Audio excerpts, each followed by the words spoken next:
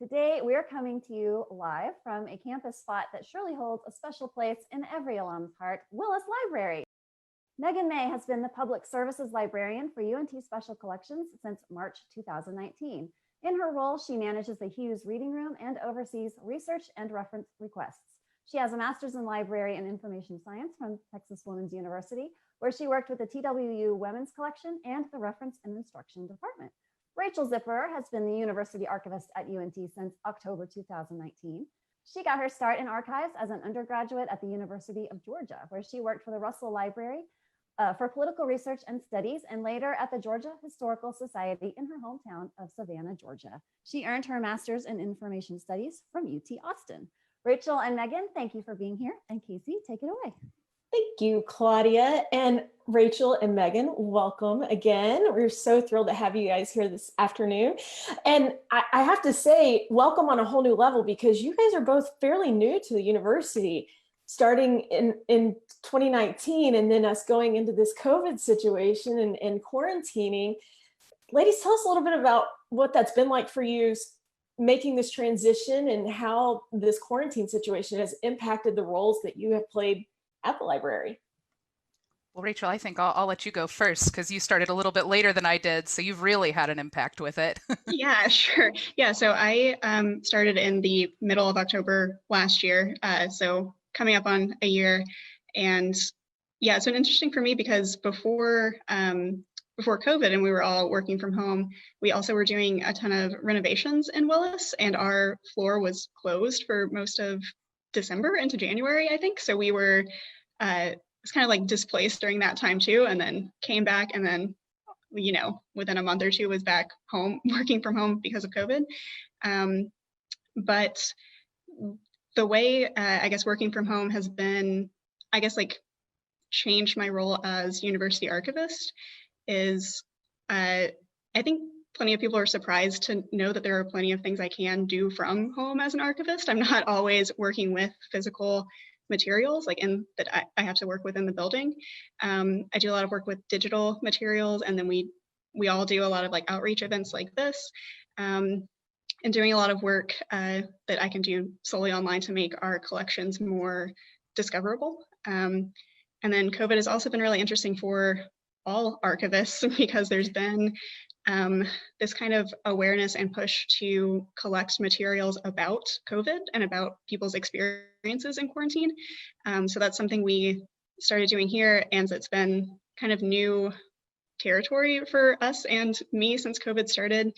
I'm going to talk about it a little bit more later, but we started a COVID response collection. So we've been asking students and other community members to submit digital materials like photos or videos, like whatever that documents their experience during COVID, that can be included in the archive and available online. So in the future, people will know what COVID was like for our community. And we started web archiving stuff related to UNT's response to COVID too. Yeah, so it's been a really interesting time, but there's no lack of stuff to do as an archivist ever, even when I'm not here with the physical materials. I am in Willis today, though. We're back part-time working in person. So I have my miniature books backdrop. It's not a virtual background. I'm really here. That's awesome. Well, thank you for sharing that, Rachel. In fact, Miss Julie Judkins just asked, she said, Megan, please tell us about your background image. So while Rachel has the real backdrop, Megan, you've got a more interesting view for us. Tell us a little bit about this. Yeah, so I thought this might be better than the stacks of Hollinger boxes behind me in my office. This is actually a photograph from our NBC5 Kxas television news collection. So this comes from the photography section of this. This was a set for something we're not quite sure what. But yeah, the collection you can view online on the portal to Texas history. I believe now we have all the photography up from that collection. And it's great. It's got tons of stuff like this, tons of photos of advertisements of different areas around DFW. It's a really great treasure trove of these kind of neat vintagey images you can look at. So I thought, why not channel the library for this one? So this one back here, I don't know if you can read it, but it's for the Fort Worth Public Library. So one of those books, mine says that. Yeah. And I keep looking at the woman sitting on the book behind you, and I'm thinking, I need to sit up straighter. Right. I'm going to adjust myself now. Good reminder to sit up straight, guys. Well, ladies, I don't know who wants to lead off, but tell us a little bit about the UNT Special Collections and the services that you guys offer. Just a brief overview, and then we'll dig in and take a look at some things that you have for us. Yeah, I'd be happy. So we're located here in Willis Library on the 4th floor. If you take the elevator up, head straight back, you run right into our reading room, but please don't visit us this semester because we are closed to the public due to COVID-19 safety procedures. But we're still offering a ton of services. So we offer in-person and remote reference and research services.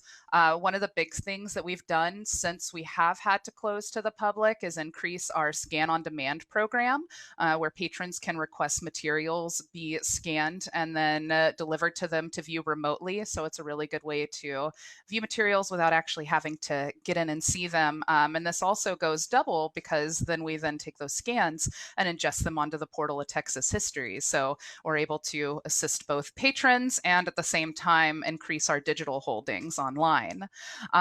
We also do a lot of instruction services. This semester, of course, we've had to go virtual, but in previous semesters, we've averaged about 25 instruction sessions a semester, and those can be requested at any time. And then, yeah, we do a lot of community engagement and outreach as well as exhibits. In the past, we've done about an exhibit a semester, and then over the summer, we've had a library employee art show that we do. And yeah, right now doing events like this. We're starting a new series called Crafting with History that'll be starting, I believe, tomorrow, doing a quarantine activity. So be sure to check that out on our Facebook and yeah, a little bit of everything. Okay, tell us a little bit about this quarantine. Is that what you called it? Yeah, Rachel's actually leading that craft, so I'll pass that over to her to let her explain a little bit more about that. And also, before I forget, don't forget to plug your how we can find you on Facebook. So Claudia, if you'll also drop that in the comments as well, that would be awesome. Yeah, so on both Facebook and Twitter, those are our social media accounts that we have just for Special Collections. It's at UNT SPECCE or COLL, right? I think, right? Like Special Collections abbreviated. That's okay. Claudia's got it. Yeah, cool. I was like, you'll figure it out. But yeah, we're going to do over this semester and into next semester a series of asynchronous like Facebook events that people can participate in that are all crafts based on types of things you would find in Special Collections. So this first one is a quarantine. So we're asking people to make their own zines about whatever they want, but specifically their quarantine experience. So a zine being, a small self-published DIY magazine. And we did a little tutorial about how you can make a zine from just one sheet of paper and are going to, kind of provide a little more guidance and inspiration for people who want to participate via a Facebook event. Megan made a really cool example quarantine that she can talk to if she wants, or we can reveal it in the Facebook event, but I'm excited about it. So we hope a lot of people will kind of take inspiration and share what they make there. And then we have 2 other crafting events coming up later this semester and next semester that'll follow kind of a similar approach. That sounds like a lot of fun, and it sounds like it's something that people of all ages can enjoy participating in because we all have our own unique experiences. And I think about mine, and then my children, and then my parent. There's just so many different experiences that it'll be really fascinating to see what you guys get out of that particular crafting project. So that's really neat. Yeah, I'm excited to see what people come up with. Yes, definitely. And Megan, are you going to share a little bit about your personal project that you've created there? Oh, I can. We put you on the spot. We didn't even discuss this. We're off script now, guys. So I went a little different. I didn't so much focus on the my experience, or maybe maybe maybe my mental state. I did a zine dedicated, oh no, it's not going to show, but dedicated to cheese. So it will be shared on the Facebook event. And yeah, so I think maybe it'll be best to check it out there with the virtual background I have now, because it seems to want to. Yeah, it's eating the cheese. We are planning to highlight Megan's cheese zine in the Facebook events as an example, so you can see it there. Listen, that's something we can all appreciate, cheese. Right? I mean, yeah. Congratulations. That's brilliant. I love it. All right. Well, ladies, I know that you've got some really cool things to show off. And so where do we want to start? Is that with Megan? Yeah, I think so. Yeah, I think. Yeah, sorry, I was going to say Megan's going to tell us a little bit about special collections in general, and then I'll talk a little more specifically about university archives. So I love it. Yeah. So just to, give you guys a little bit of a brief overview, because what we're going to share with you today is certainly not exhaustive of our collections. We have over 900 collections available to access within UNT Special Collections. And, while that's a lot to go through physically, the good news is that we have over 370,000 items available digitally on the portal that encompass over, I think now it's up to 125 collections. So, there's a lot to look at online, but our collections really are expansive. And I think, as you'll see, I think, maybe we'll just jump right into some of the showcasing, but I think, as you'll see, they're pretty varied. So Rachel, do you want to, I wanted to start off by sharing with y'all one of my favorite items in the collection, which is a Mickey Mouse doll we have. That comes from our Weaver collection, our Gustine Corson Weaver collection. And I'll just let Rachel go ahead and get that set up before I continue talking about it, because it's a sight to behold. It really is. And all of the Disney enthusiasts out there, I think I wish I could see your reactions, really. I just wish I could see what your face looks like when you see this piece, because it's really unique.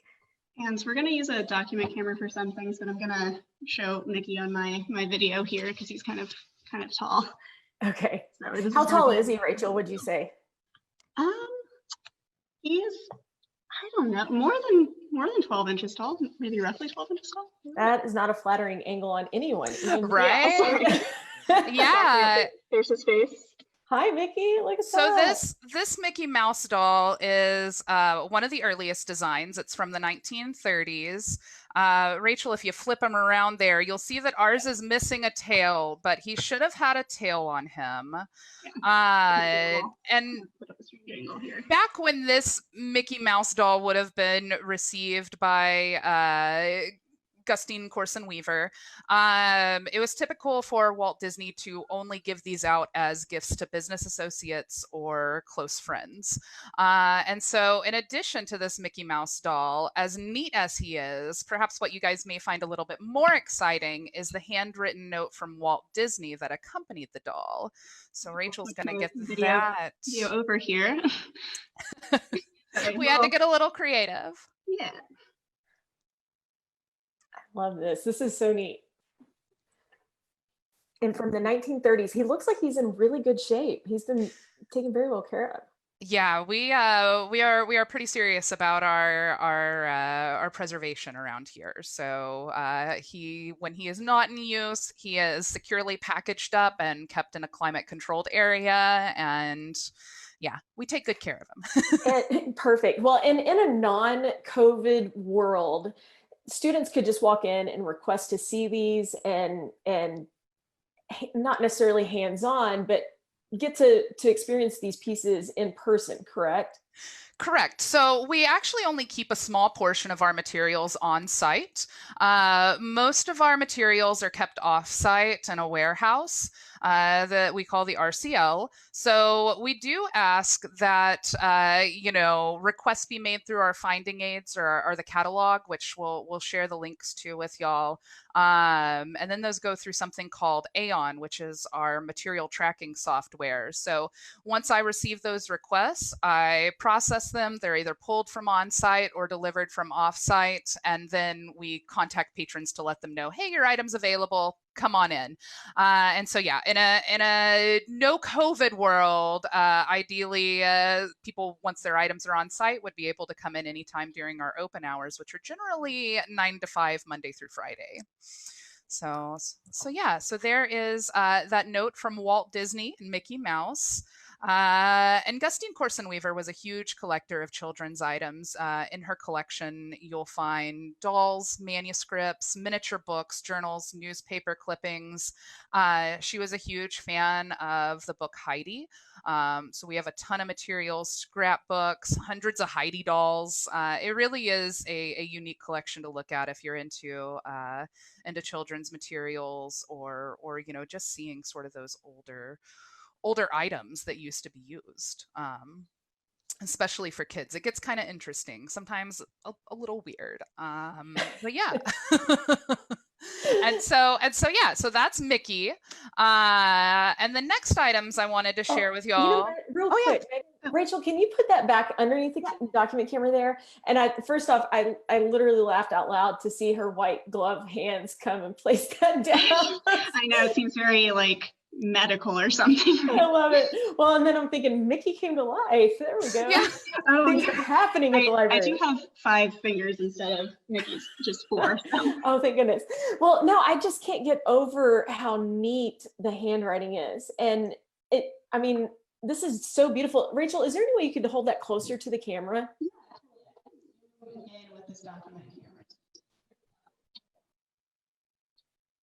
That. And I love that he signed it for Mickey Mouse too. So. Yeah, and it really is that iconic font, right? Like yes. So how big is this in real life? Are we talking? Oh gosh, maybe 5 inches. Okay. I mean, it's a pretty small card. And then in the frame, it's probably like 4 by 5. A 4 by 5, is that what she said? Yeah.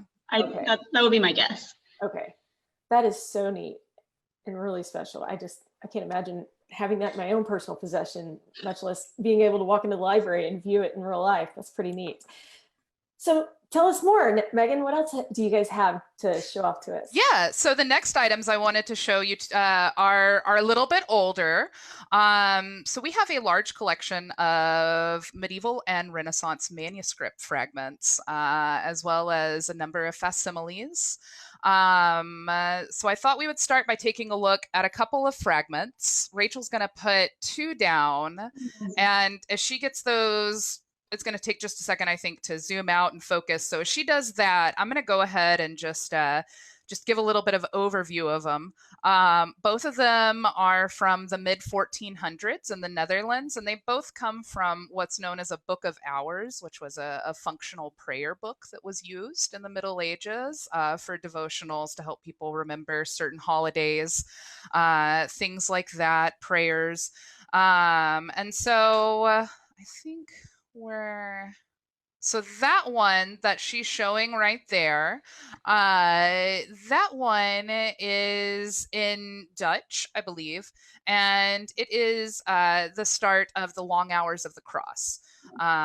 So of Jesus's crucifixion. And then the other one, which is simply an illustration, is showing an illumination of the Pentecost, I believe. And so they're really, they're just gorgeous. We keep them in these Mylar sleeves so that they can be handled. So it's a really unique opportunity. You wouldn't imagine coming in here and being able to pick up something like that and study it, and interact with it. But that's really the opportunity that we offer people, right? Is to view these unique objects outside of, a setting like a museum where you really are sort of removed from them. You can, of course, within the Mylar sleeves, pick them up. You can take a look at them. You can study them. We try to include a little bit of context information on the back there. And yeah, we have a ton that aren't as pretty as these, but I wanted to, of course, pull out the nice nice gilded, gold lettered, pretty examples. And then we have one more that I just wanted to show that's from Spain. And this is, I'm probably going to pronounce this wrong, but this is from a Carta Executoria for Don Carlos, who was the King of Spain from 1665 to 1700. And so this is from a manuscript that would have been used to sort of prove lineage and that you were of noble descent. But it also, exempted the person that it was about from civil suits and taxation. So you'll often see these being really, really fancy because they were for really fancy and important people. And you can certainly tell that here with the illustrations on the historiated initial, the beautiful text. It's very, very decorated. And so yeah, we have. And you said these are all from, what was the time period on these again? Was it the 1400s?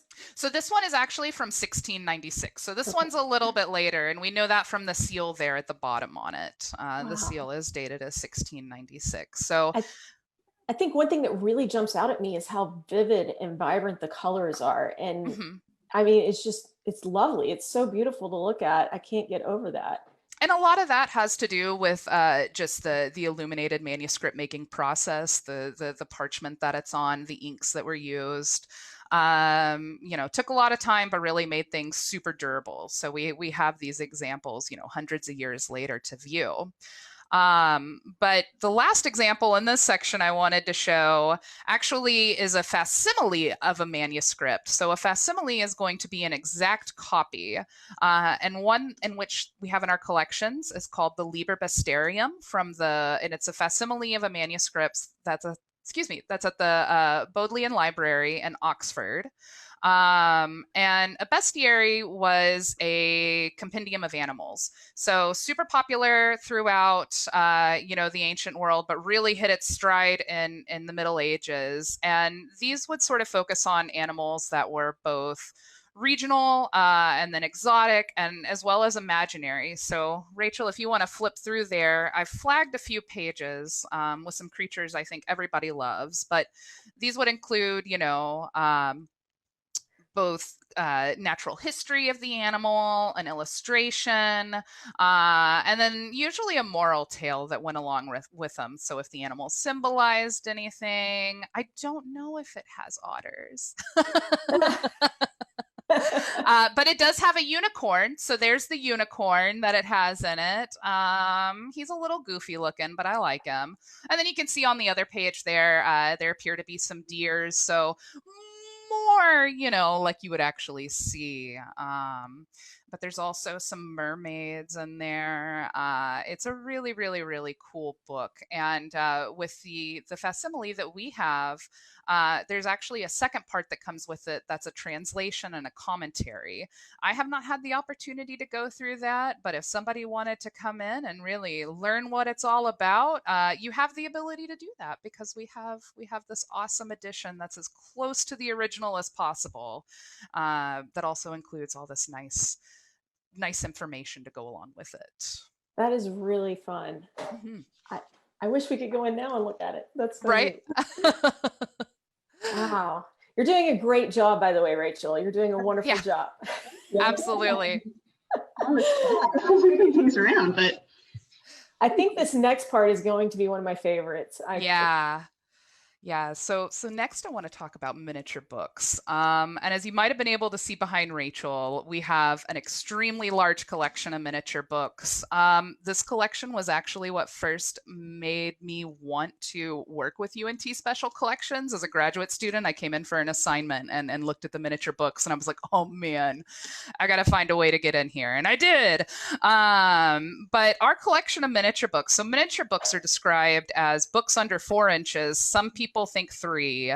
But our collection has antique, fine press, mass market, religious, propaganda, micro miniatures, Texana miniatures.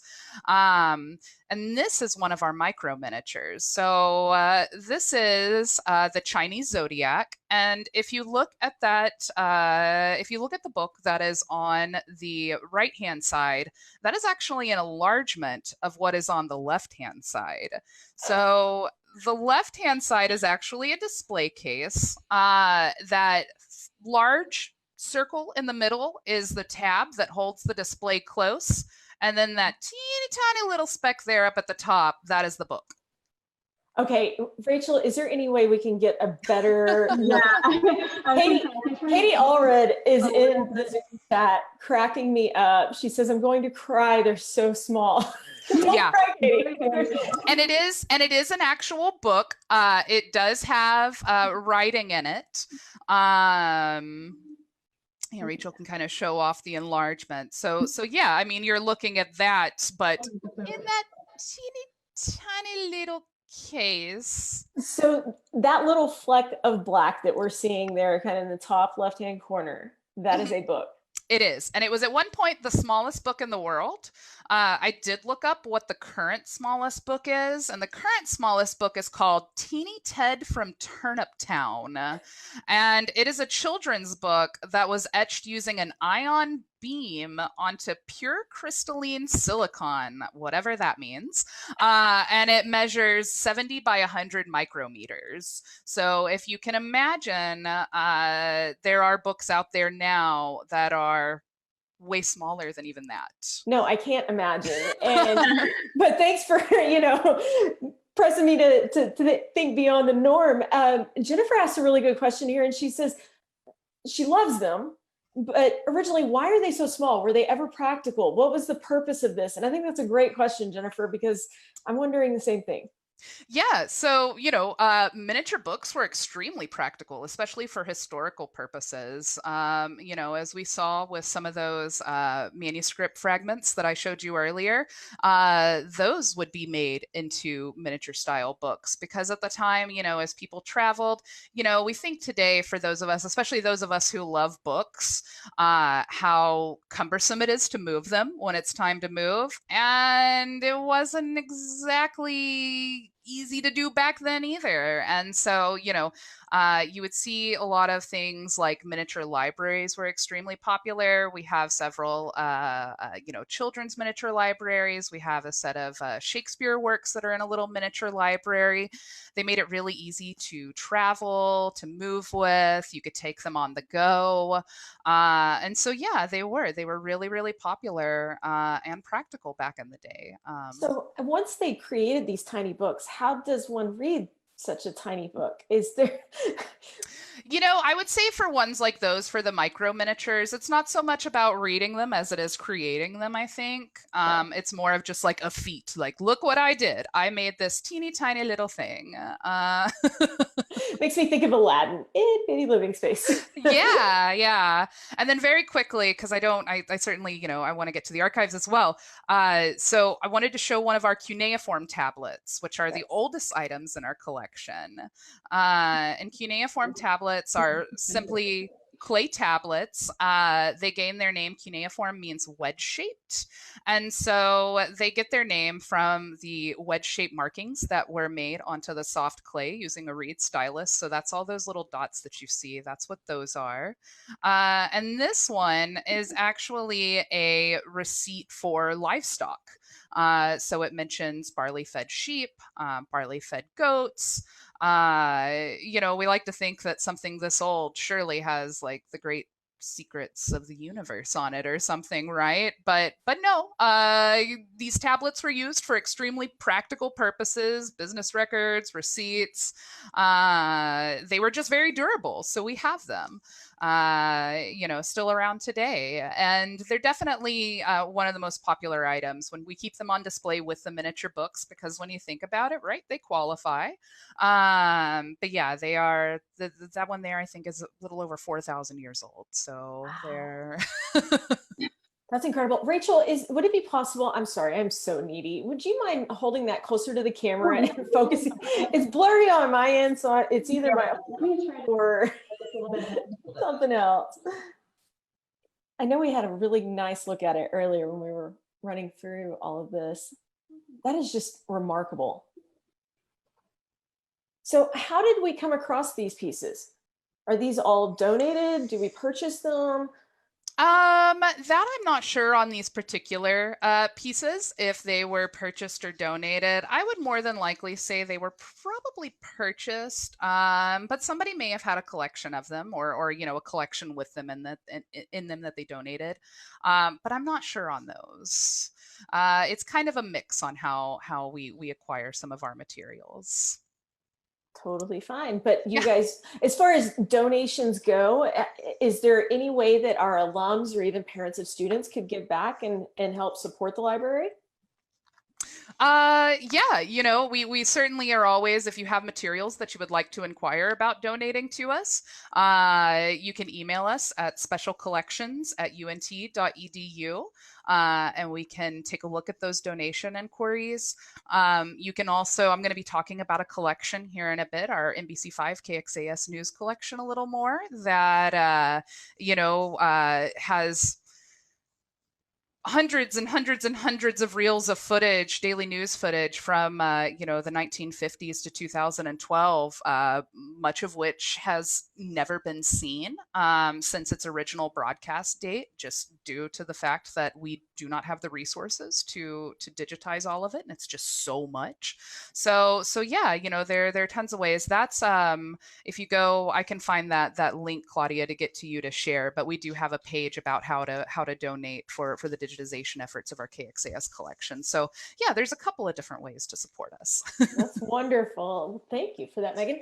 So is that all that we have to look at underneath the document camera? Or I think, did you want to talk about the artist book last? Yeah, I wanted to talk about the artist book, but I'm going to skip ahead and I'm going to talk about, rather than our artist books in general, which we have a lot of and they are beautiful. I wanted to talk just very briefly about artist books in general. So artist books are exactly what they sound like. They're books that have, you know, really use the structure of a book as a medium and inspiration. So these are books as art objects, and they can really kind of challenge what we think of when we think of a book, what a book should be, what a book should look like. This one here is actually the latest winner from our biennial artist book competition that we hold every 2 years. Anybody in the UNT community can submit an artist book entry for the competition, but we actually purchase student works for a purchase prize and add them to the collection. So this is what this is. This book is called My Tooth Fairy Pillow, and it's got illustrations on one side, wording on the other. It's got a soft cover, and it actually comes complete with real tooth.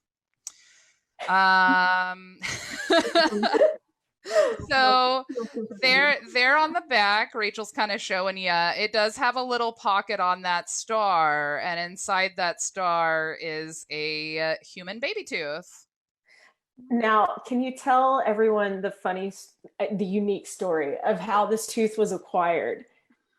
So I believe the tooth was acquired. We asked during the reception for this competition, and we were told that a trade was done for it. And I believe it was a trade for a baby tooth for a wisdom tooth, which, you know, tooth for tooth makes sense to me.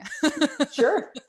If they can do an eye for an eye, why not a tooth for a tooth, right? Right. But yeah, so we have, you know, that's the only one I'll show of that. But, you know, our biennial artist book competition really is a great resource where, you know, students can submit their entries and then, you know, potentially have them added to become part of our collection and shown off in instruction sessions and exhibits and events like this.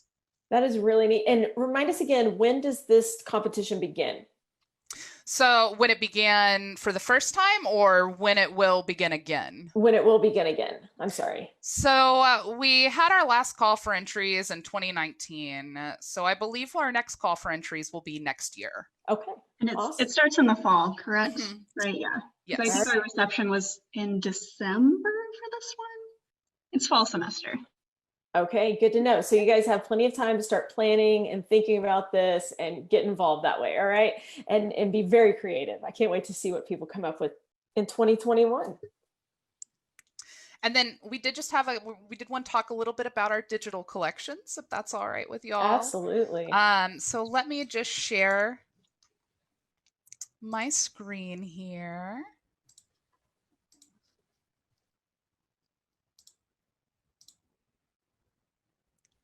All right, so this is the collection I was mentioning earlier, both for my background here on Zoom and the helping to digitize. So this is our NBC5 Kxas television news collection. We have the daily news broadcasts, research files, photographs, advertisements, scripts from NBC5 Kxas, formerly WBAP, and it's the oldest television news station in Texas. So there are, like I said, from 1950 to about 2012. If you can imagine, just on a daily basis, how many times the news runs, we have footage for every day like that for all those years. So there's a lot you can see on the portal to Texas history. Some of our early material, such as this clip that I pulled here, that I can put on playing while I talk about it, you'll notice doesn't have sound, and that's because a lot of our older clips were scripts were read as the clip played by anchors. So we don't have sound on video for those, like the one I'm about to show you. But what we do have is we have the corresponding script, so you can go and go in and kind of get some context as you watch the video. So just a moment, and I'll share that video real quick. I will say that when we viewed this earlier, I can't get over the quality in these videos. It's just truly remarkable. And they're in our possession. This is so special. As a Mayborn journalist, that excites me. Yeah, and so this clip here, this was done during a protest that occurred at the Piccadilly Cafe in Dallas. The protest took place for about 28 days, so it lasted through May and June of 1964. So it was right at the height, right when the Civil Rights Act of 1964 was about to be passed. The Civil Rights Act was actually passed on June 19th, and then the protests ended on June 27th. So the protests ended shortly after, and then I believe on July 2nd was when the act was signed into law. So this was all happening right at the moment. But yeah, this is really great footage that shows, kind of what was going on during the civil rights movement in the DFW area. And it's really important, I think, that we, have access to these sort of things, because they'd be lost otherwise, right? Absolutely. That is really, really neat. Oh, go ahead. I'm sorry, Megan. Oh, no. I was just going to say, and so, I'll close out of this because it just kind of keeps going for a bit. But so Pam in our Zoom room over here, the Zoom room, I feel like there's got to be a better way to say that. But anyway, Pam is asking, what did the cafeteria have to do with the protest? Was that just the location where everybody gathered to protest, or was there something historical about the cafeteria that brought everybody together? It wasn't so much, I believe, the cafeteria, but rather their refusal to serve Black men and women and people of color that led to the protest to start. So it was definitely about a segregation, desegregation. Sure. All right. So what else do you have in your bag of goodies here? Well, I know we're running short on time, so I'm just very quickly. I wanted to very quickly, let me get this shared. You know, we do license a lot of footage from the Kxas material. So some people may not realize that they've seen us in so much. So I just wanted to share with everybody, these are a few of the things that we have contributed material to. The music video for the Road I'm On by Garth Brooks.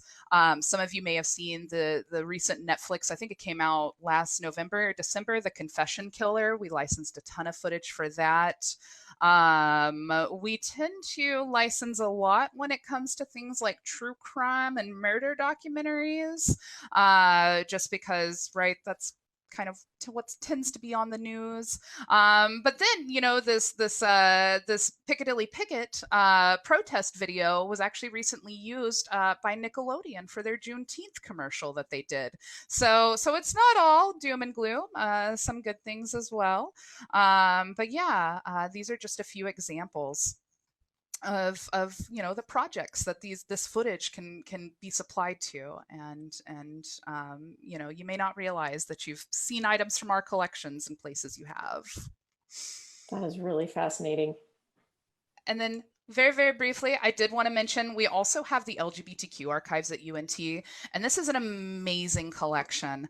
A lot of times, you know, when we think about the LGBTQ movement, we think about the coast, we think about New York, we think about California, but a lot was going on in the DFW area.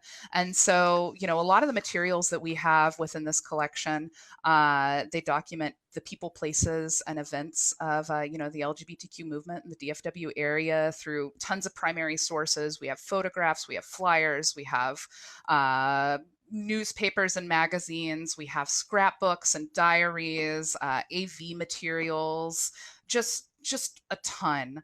And you know, it's so important that we collect these things because not much has been done research-wise over this movement in the DFW area. And so we're able to provide these to researchers, to scholars. We have tons of information about important organizations such as the Circle of Friends, the Dallas Buyers Club, information on the first Pride Parade held in Dallas, information on tons of notable figures in Dallas that were part of the LGBTQ community.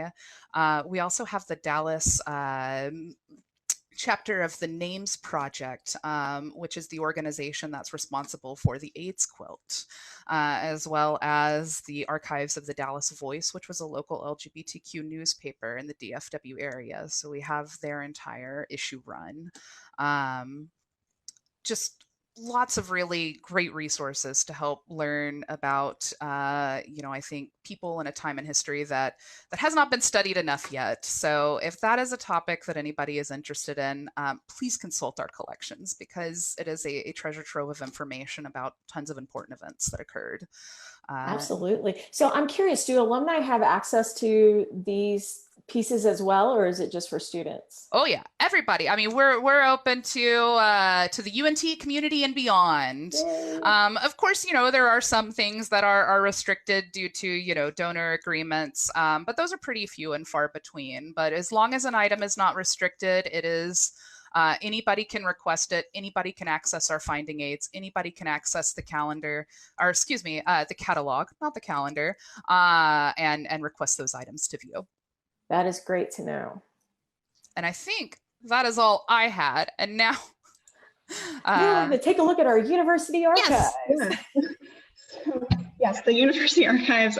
Thanks, Megan, by the way, for talking about all of our things in special collections. And the university archive is kind of within special collections. And my job as university archivist is to you know, collect and preserve and make available to everyone things related to our university history. So that kind of has two kind of overarching areas. So we have like institutional records, so the official things produced by the university, like you know, president's papers or records from different departments, publications from campus, that kind of thing. But then we also collect materials related to our university's cultural history. So that's kind of where our students and alumni and other community members sort of come in and can have like a space for their own story and their own experiences in the archive. So I was going to talk very briefly about our digital collections in the University Archive really quick, if Megan, you wouldn't mind sharing your screen again. But one of our largest collections that exists digitally in the portal and the UNT Digital Library is our University Photography Collection. There's more than 22,000 photos digitized in this collection from like the beginning of the university in the 1890s through pretty much present day. So you can get you know, a photo from any period in our UNT history there. I chose these two photos to kind of show off because they have to do with some physical items I'm going to show you in just a second. But this image on the left is from 1926 of an athletics event where the Green Jackets attended. They were a spirit group on campus, and also pictured the woman on the very far left is Beulah Harris, who, oh, I'm glad someone said they love the beanies. Just that's a little foreshadowing for what items I'm going to show you. So Beulah Harris was our first female member of the athletics faculty, and she ran the female athletics department here in the 1920s, and that's her on the far left. And then this photo on the right has some members of the Talons and some football players and cheerleaders in 1962 carrying the spirit bell on a trailer, I guess to rally school spirit. Yeah, so those are just two examples from university photography, but there are, again, literally thousands of photos from all times in our campus history that you can browse online. So I'm just curious, Rachel, if we get into start browsing these and we're looking for something specific, as far as searching up a certain photograph, now are people identified in these photographs at all, or hit and miss? What's that like? Sometimes, but not always. So yeah, I don't, so the photo on the right, I don't believe we know those students' names, or that they're not identified in the photo. We, you know, maybe we could figure out who the football players are based on their numbers and what year they were on the team. The photo on the left, I think only Beulah Harris is identified. So it can be, you know, hit or miss. It really depends on what information we had with the photo when we received it. Very cool. Yeah. And Megan, if you want to go to the next slide. Thanks. Another collection that has a lot of digital content that is very fun to browse is the Center for Media Production collection. So this includes videos that were produced on campus, mostly in the 1980s, but as old as the 1960s, and has things like promotional videos, instructional videos. There are videos of like dance recitals on campus. My favorite ones are anything that has to do with technology. So I chose a still from an instructional video here on the right from 1982 called Computers and You, Even a Dummy Can Do It. Which is a very long video about our technology on campus in 1982. I'd recommend watching it. It's, yeah, I love the 1980s computer aesthetic. And then I had a short video to share too, a promo video that we linked to there. And this video is from 1969 and features one of our most famous alums, Joe Green, Mean Joe Green, who went on to play for the Pittsburgh Steelers. Oh, sorry, I forgot. Yeah, there's some feedback at the very beginning there.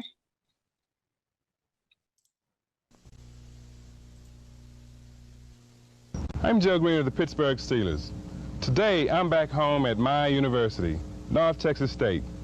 Lots of great things at this school. We've got the second largest school of music in the country, and the internationally famous 1 O'Clock Jazz Band. And I will also mention they showed Willis Library, and Willis Library was built in North Texas State had about 12,000 students when I played football here. Now it is well over 17,000 and growing.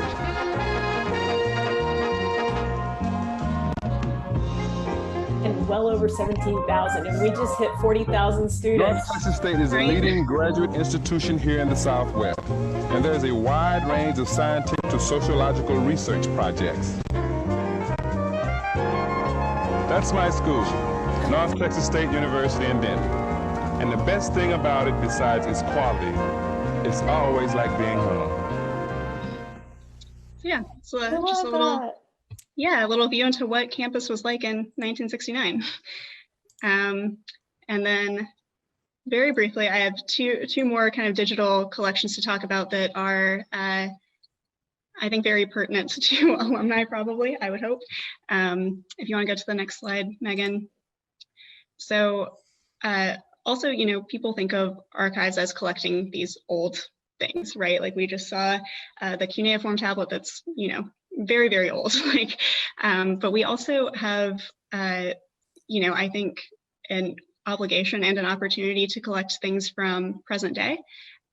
So we started this collection called the University Memory Collection a couple years ago, and we created a web application called Keeper, which this web application should, in theory, make it easy for people to donate digital items to the collection. So all three of these photos on this slide were donated through Keeper. The one on the far left is actually, that photo was taken, I think, on film in the 1990s, and the person who donated it is an alum who scanned this photo they took and donated it through Keeper. The other two are more recent photos. One's from Union Fest last year.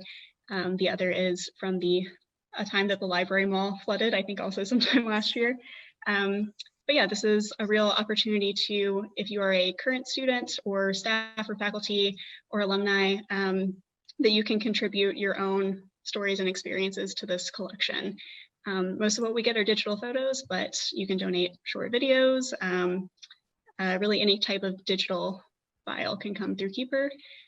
And if you go to the next slide, Megan, one way we've been utilizing Keeper, as I mentioned earlier about kind of how things have changed since COVID started with this COVID response collection, this is how we're asking people to donate items that relate to their current experience of COVID too. So we've gotten quite a few donations already of mostly digital photos from around campus. The one on the left is from Recycled Books, where all the shoppers are wearing masks. And the one on the right is some digital signage that was on campus over the summer.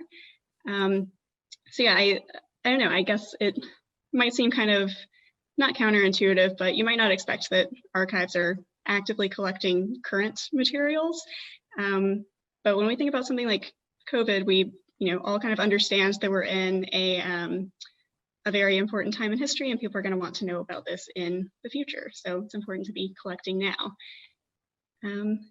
Yeah, absolutely. This is really great to know. And so if you're ever reminiscing and digging through your old photos and thinking about your old days back on campus, you know, take a moment and submit those to our Keeper application. So that way, you know, future generations can look back on what life was like back then when you were on campus as well. So this is really neat, Rachel. Exactly. Yeah. And yeah, as a university archive, you know, our goal is to have a collection that provides like an accurate picture of what campus was like at any time, and our students and alums have important voices and stories to tell, and, you know, should be included there.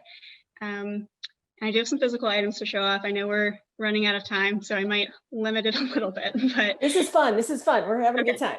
I'm gonna switch to the document camera real quick and stop my own video here because I'm moving around. I did want to say, while Rachel gets that set up, if you are browsing the university photography collection, or any other collection for that matter, and you notice information that should be there that's missing, there is a submit feedback option on those records, so you can let us know. You know, if you see yourself in a photo and you're not identified, you can let us know, hey, that's me, and we'll add you. So we're always looking to make our items and records and everything as accurate as possible. So please don't be afraid for that submit feedback button if you come across photos. Absolutely. Yeah. Cool. So my first university archive item that I want to show off is, I guess, probably technically the oldest item in the university archive because it's from the founding of the university. So this is the speech that Joshua Chilton gave on the steps of the Denton County Courthouse to, yeah, I know there's a glare. These are, I can tilt it a little bit. Sorry, what was I going to say? This is the speech that Chilton gave at the founding of the university.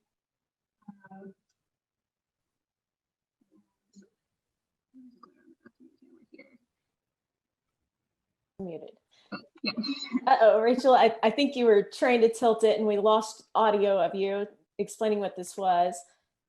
If I'm not mistaken, I think this is Chilton's speech from 1890. Is that correct, Megan? Yes. Okay. Wait, can you hear me? Yes, now we Okay, can. cool. Sorry. Yeah, I moved around a little bit. Yeah, so I think this speech is really interesting. He talks a lot about, his vision for what he wants the university to be.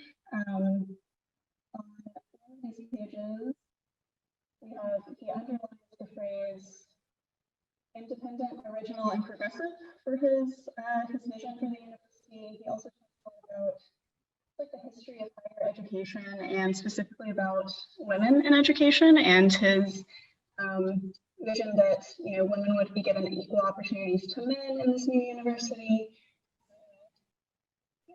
Oh, Rachel, we keep losing you. Oh no. I think maybe it's because I'm turning away from where my microphone is as I'm looking at the document camera. Can you hear me? We can hear you great Okay. now. And I think I heard something along the lines of being a very progressive mindset and him having a vision for women and having equal opportunities. Is that? Yes, right? Exactly. Yeah. So on this page here, he's underlined the phrase independent, original, and progressive that I'll try to get. These are like laminated. They can't come out of this encapsulation. Yeah. That is really neat. And then I also learned recently, so Chilton founded the university in 1890 and he died in 1896, like pretty soon after the founding. And apparently he felt at the time of his death like he had not made his mark on the world or something. So he didn't get to see, how much the university grew and the real influence he had there. But yeah, the next item I want to show off is another early university history item, which is our first yearbook. The cottontail. The cottontail. And I've never heard of this one, to be honest with you. I've heard of the yucca and other names, but I've never heard of the cottontail. Yeah, so this was the only yearbook that was called the Cottontail. So there was one issue of the Cottontail in 1906. And this one belongs to Miller Clark, I believe. I think that's what that says. Wow, the handwriting's so beautiful. Yeah. So yeah, and this is back when we were called the North Texas State Normal School. They dedicated the Cottontail to the university president at the time. And we have both digitized and in print all the yearbooks from UNT and all its various names and forms.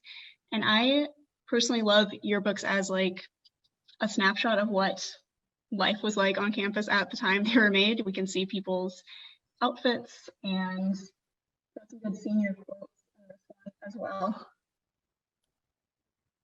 Oh yes, the senior quotes.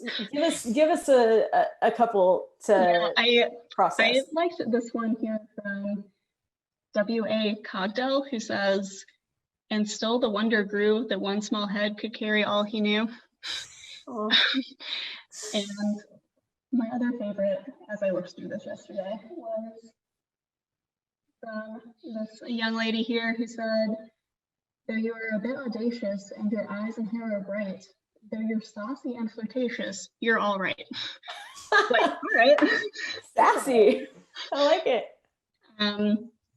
And I'll just show you one more, I think, good tidbit from the Cottontail. I also love all old sports photos. So we've got the tennis club here from 1906. Nice. And also the women's basketball team. Yay. Yeah. I feel like there are lots of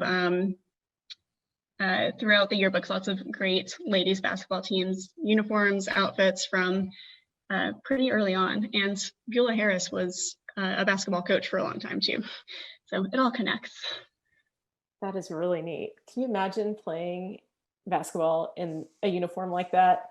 Yeah, like a long woolen skirt. Oh man. Marching, Turtlenecks, apparently. yeah.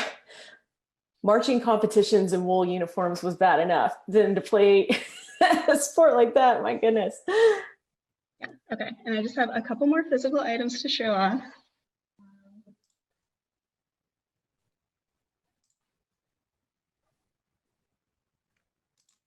All right, Rachel's pulling out a couple more items to show off from our university archives.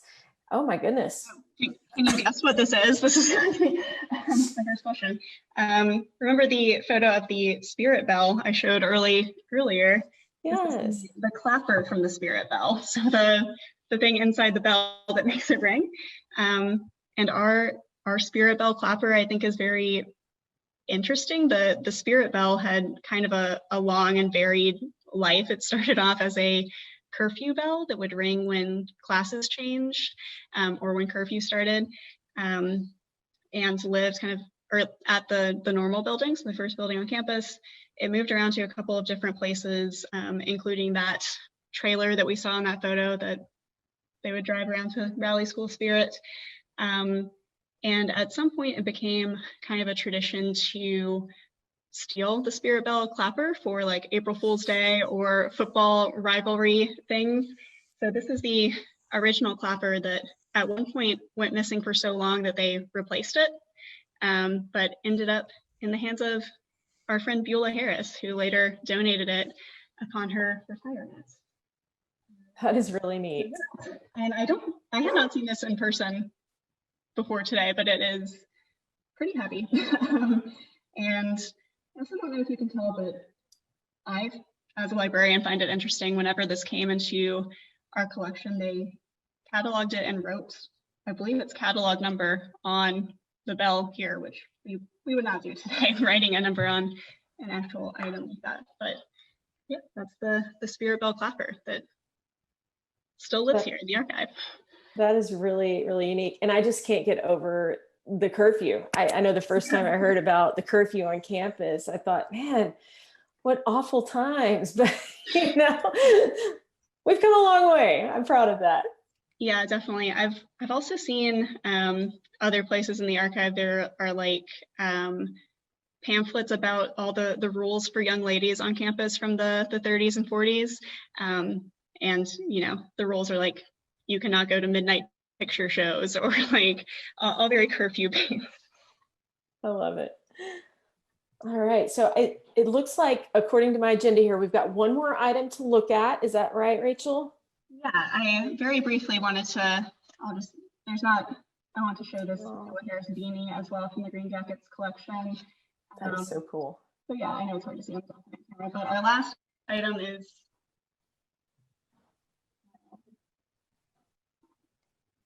So Rachel is pulling out some items for us to look at from the university archives, and she just showed us a beanie, a woolen beanie. And Megan, maybe you can answer for Rachel, I'm not real sure, but did the beanies have any kind of symbolism to them, or was it just the trend and the style at the time? Oh, sorry, I'm back. I know my video's not on. Okay.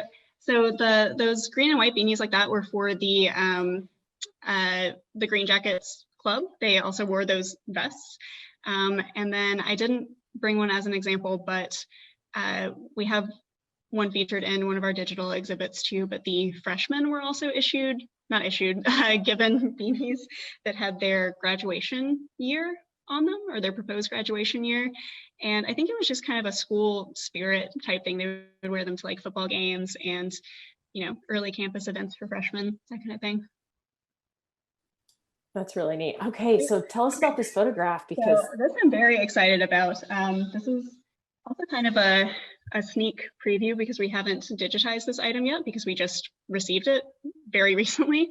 But this is a photo from 1891 of the first graduating class of the North Texas Normal School. So this came as a donation from the granddaughter of one of the people pictured here. And I know it might be a little hard to see on the document camera, in part just because it's an old photo and it's a little bit faded. But there are 15 men pictured here, and each of them is numbered and identified on the back, which is very lucky for us because we probably would not have been able to identify them otherwise.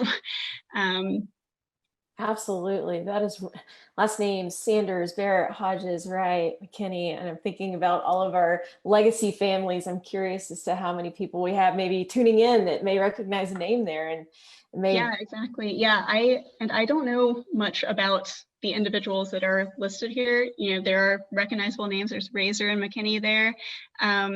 We do know a lot about J.V. McReynolds, who is the grandfather of the person who donated this photo. Because his granddaughter who donated it to us gave us a lot of information about him that she had kind of compiled through genealogy kind of work.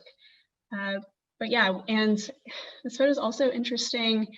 I think just 3 of the people identified on the back are also identified as being Creek Indian. So they have Creek Indian written next to their names. And this is, you know, indicative of, at the time of the university's founding, several Native American students were recruited from like Oklahoma to attend. And we know from old catalogs, like we have the 1890, 1891 catalog that also lists which students were from, quote, Indian territory at the time. So yeah, and we had not seen photographs of these Native American students until now. I don't think, at least not identified photographs of them.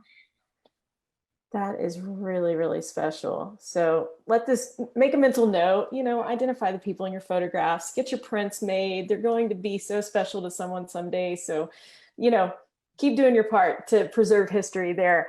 Rachel, this is really, really cool. I know that there are a lot of ways that people can get engaged and view these things through the archives, the digital archives, and hopefully one day we'll be open back up for everybody to come back in and check things out in person. But I know Claudia is also doing a great job putting links in the chat, and you can find that information on Facebook chat as well. So if you guys are interested in getting involved and giving back, or even just viewing these things, check it out, guys. There is a lot of really neat stuff out there, and I think it'll make you really appreciate the lifestyle that you have now, and some other, you know, nice things that you have in your life as well. And I guess, Rachel, is there anything else that we've left out? I don't think so. I would also say, I think, you know, the most important thing about you know, learning about special collections and libraries is knowing that you can ask questions. So I would just add that Megan and I and the rest of our special collection staff are always here to help and answer any questions too. If you start browsing through the digital library and you can't find something there, or you want to know more about the process of requesting materials in person when we can do that again, that's what we're here for. So please, yeah, let us know if you have questions. Yeah, and I would also like to emphasize again about this photo. This is a recent acquisition. Like the archive is always growing and adding new materials, and you can be, you know, part of that, especially in the university archive, because, you know, all of our students and staff and faculty and alums are part of our community, and maybe don't realize that they have items that would be important to include in the university archive. Absolutely. Well, thank you again, ladies, so much for your time, and thank you for bringing these unique pieces to our attention and letting us see them firsthand. I'm going to turn it back over to Claudia now. Hey, it's me. I'm back, and this was so cool. Thank you so much, Megan and Rachel, for being here and for sharing this awesome stuff with us. I'm so glad you could be here.